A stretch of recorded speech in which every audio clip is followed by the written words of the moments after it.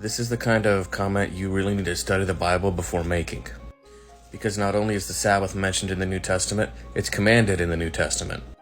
Sunday is not found even once in the New Testament as a holy day, and we'll get to those scriptures towards the end of the video. Now here in Luke chapter 4, we have the Bible saying that it was the custom of Jesus to keep the Sabbath. So he taught the Sabbath by example. Here in Matthew 24, Jesus teaches the Sabbath by command. In prophesying the destruction of Jerusalem that happened several decades after the cross, he says, "Pray that your flight be not in the winter, neither on the Sabbath day," and that's a command. Now here in John 14, Jesus said, "If you love me, keep my commandments," and there's no caveat about which ones we keep and which ones we don't. Now here the Bible says in Hebrews 4, "There remains therefore a rest to the people of God." That word rest is sabbatismos. It's the only time it appears in the Bible. And that word rest in the Greek is a different word from all the other times Hebrews uses the word rest. And it specifically connects entering the rest that God has for us with the Sabbath. So entering God's rest, keeping the Sabbath, is the sign of that. It goes back to Ezekiel chapter 20 verse 12, where the Bible says the Sabbath is the sign that God is sanctifying us. It is the sign that we have a saving relationship with Jesus.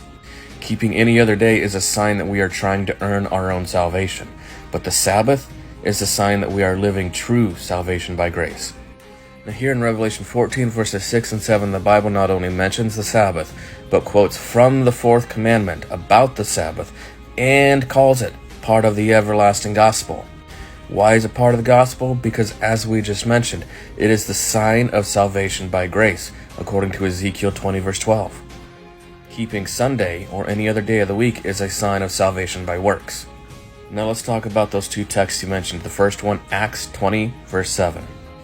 First, we have to understand the Bible says in Genesis chapter 1 that each new day begins at sunset, which is why the book of Leviticus says that Sabbath begins sunset Friday evening. Now, it says in Acts 20 verse 7 that Paul was preaching to a bunch of church members, and it says he was getting ready to depart on the morrow, and he continued his speech until midnight. So this was a Saturday night meeting. This was not a Sunday morning sacredness, church service, anything like that.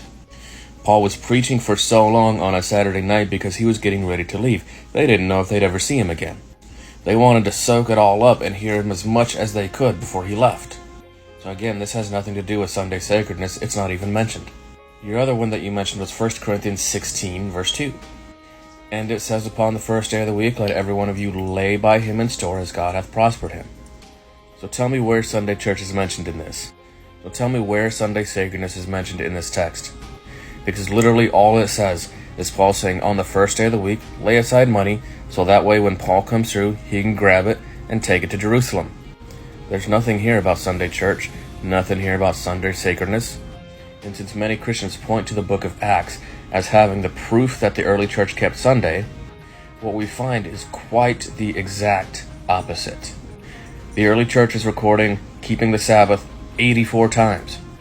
You never find even once in the book of Acts that they kept Sunday for church services or sacredness or anything other than just hanging out.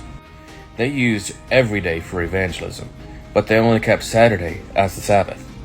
And the book of Acts shows us this.